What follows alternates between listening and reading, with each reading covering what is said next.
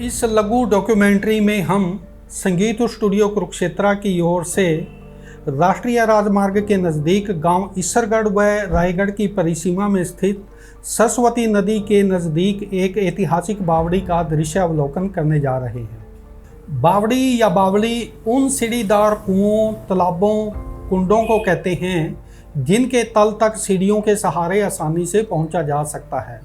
कुरुक्षेत्र के गांव ईसरगढ़ में राष्ट्रीय जनमार्ग के साथ एक विशेष तकनीक से बनी बावड़ी है जो यहाँ की भौगोलिक स्थिति व जन आवश्यकताओं को ध्यान में रखकर बनाई गई थी।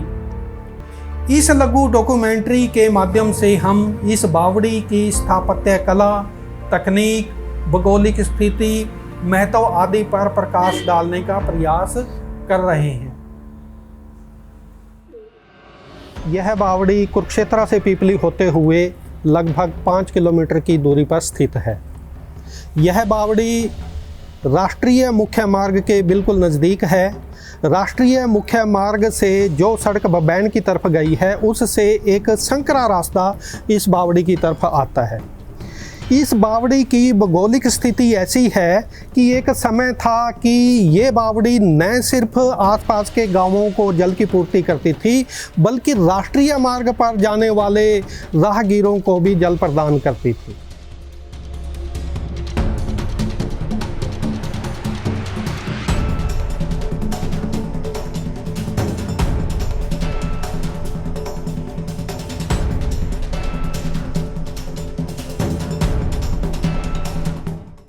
स्थापत्य कला की दृष्टि से इस बावड़ी का विशेष महत्व है। यह बावड़ी छोटी ईंटों से बनाई गई है और इसमें विशेषकर डाट का प्रयोग किया गया है। मैं कैमरामैन मोहित से रिक्वेस्ट करता हूं कि वो थोड़ा अंदर आके दर्शकों को दिखाएं कि ये कुएं के तरफ ये रास्ता जाता है। इसमें पूरा तरह से ये डाट का प्रयोग किया गया है। छोटी ईंटों से एक विशेष तकनीक से इसमें एक डाट बनाई गई है जो कि इसको मजबूती प्रदान करती है। ये एक रास्ता है जो कि कुएं के चारों तरफ है। इस रास्ते से जाकर इसमें कुएं से पानी भी खींचा जा सकता था और इसमें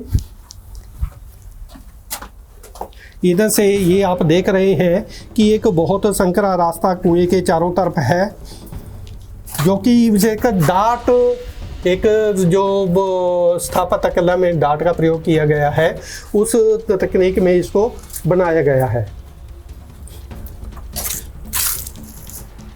इसको सुंदरता प्रदान करने के लिए सामने इसमें 3 दरवाजे हैं। इन 3 दरवाज़ों से ये मुख्य दरवाज़ा है जिसमें जो केंद्र में जलाशय है उसको देखा जा सकता है। और जो ये इस साइड से आप देख रहे हैं ये कुएं की तरफ, जो इस साइड में जो कुआं है यहाँ से निकलकर कुएं की तरफ जा सकते हैं और कुएं के चारों तरफ घूमकर मुख्य जलाशय की तरफ जाया जा सकता है।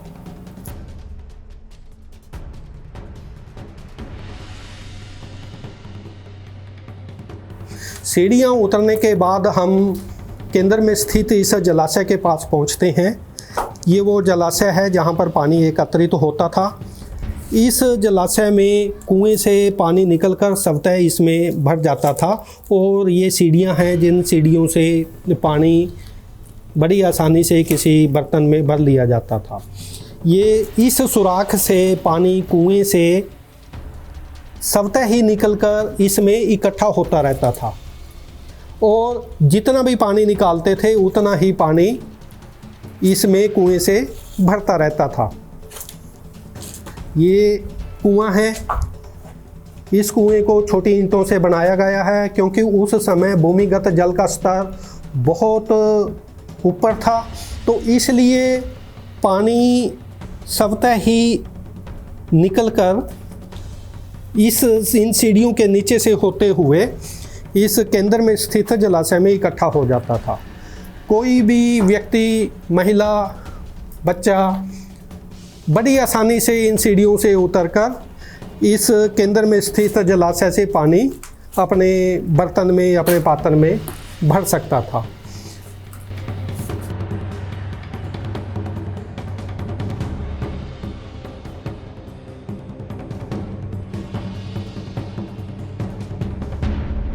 आज से काफ़ी साल पहले, मुझे लगता है कि ये बात आप मान लें, मैं अगर ठीक ठाक सा याद कर पा रहा हूँ तो ये 94 या 95 के आसपास की बात है कि जब यहाँ पर बावड़ी के क्षेत्र में एक सांग का आयोजन किया गया।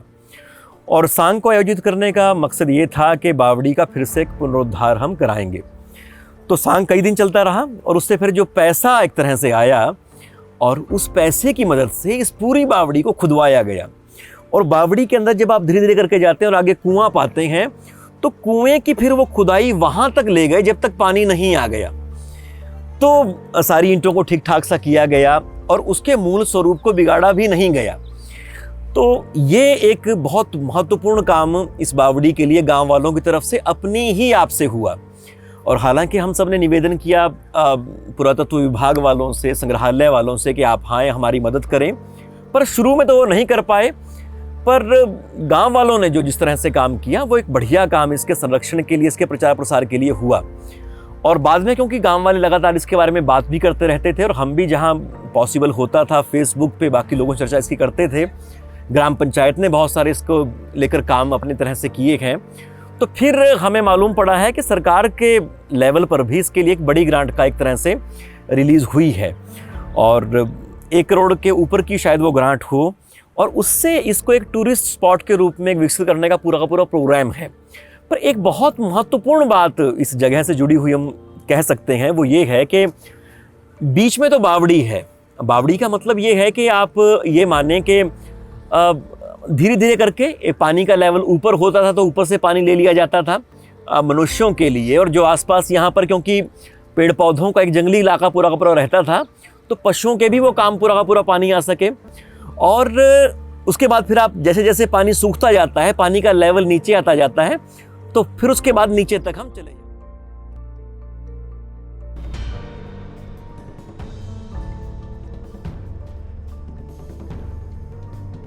इस बावड़ी का निर्माण कब हुआ, किसने किया, ये कहना बहुत मुश्किल है।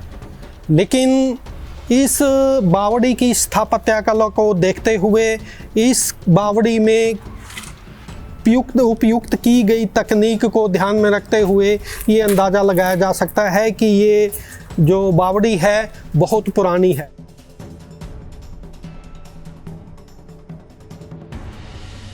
यह कहा जा रहा है कि इस बावड़ी के साथ एक आरामगृह भी था ताकि कोई भी थका मांदा यात्री उसमें आराम कर सकता था। यहाँ पर ध्यान सिंह जी पुजारी हैं, उन्होंने बताया कि यहाँ पर 2 कमरे थे। ध्यान सिंह जी, जैसे कि आपने बताया कि यहाँ पर 2 कमरे थे जिसमें कोई भी यात्री विश्राम कर सकता था, वो कहाँ पर थे? वो 2 तो आमने सामने थे बाबू जी। सुनो ना, अच्छा एक ऊपर था। ऊपर भी था? हाँ, ऊपर था। तो उसमें कोई भी यात्री आके या कोई भी विश्राम कर लेता, विश्राम कर सकते थे आराम से। जी, धन्यवाद। इस बावड़ी के बाहर ये मुख्य दरवाज़ा है और इसके पास ये एक त्रिवेणी है जो कि इसको बहुत सुंदरता प्रदान करती है।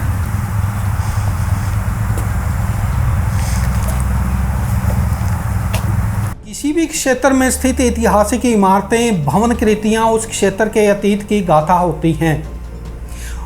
उनमें उस क्षेत्र के जनमानस के जीवन संघर्ष, कला कौशल व जीवन के विभिन्न आयामों का वर्णन मिलता है।